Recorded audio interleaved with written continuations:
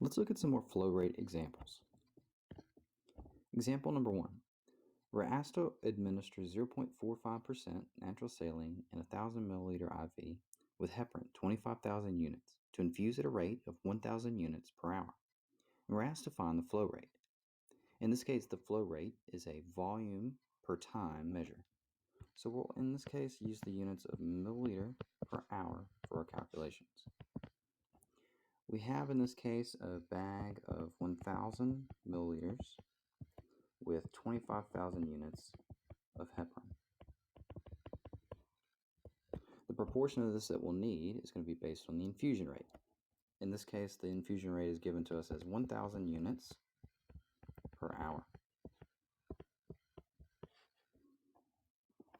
If we look at our cancellation of units, quite literally the units disappear, leaving us with milliliters per hour, our desired end goal. For the computation, we end up with 40 for our solution. So 40 milliliters per hour is the correct flow rate.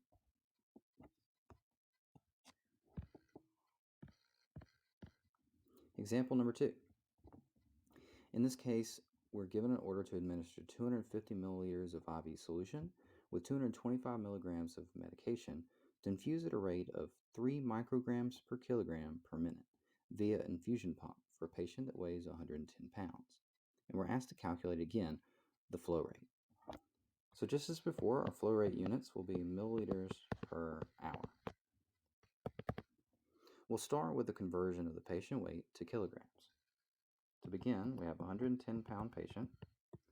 We'll convert using our ratio 1 over 2.2. Next, we'll need to include the given medication infusion rate.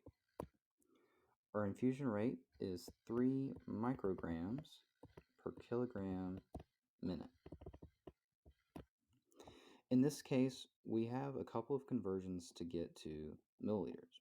Our stock, of course, is in milligrams and milliliters, so we'll need to do a conversion of both the gram component, so from micrograms to milligrams, and then the time component from minutes to hours. Let's start with the microgram conversion. In this case, we would say that 1 milligram is equivalent to 1,000 micrograms.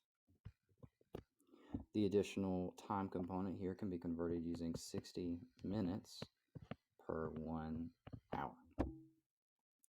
Now, to make some space here, I've got one last piece of the puzzle, which is the stock.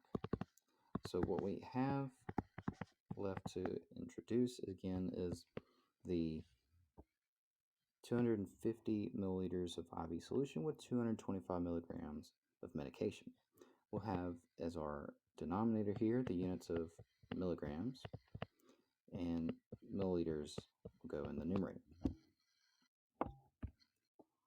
Let's cross out our common units here. So we have pounds disappearing, kilograms, micrograms being converted, our time component being converted from minutes to hours, and then lastly our milligram component disappearing.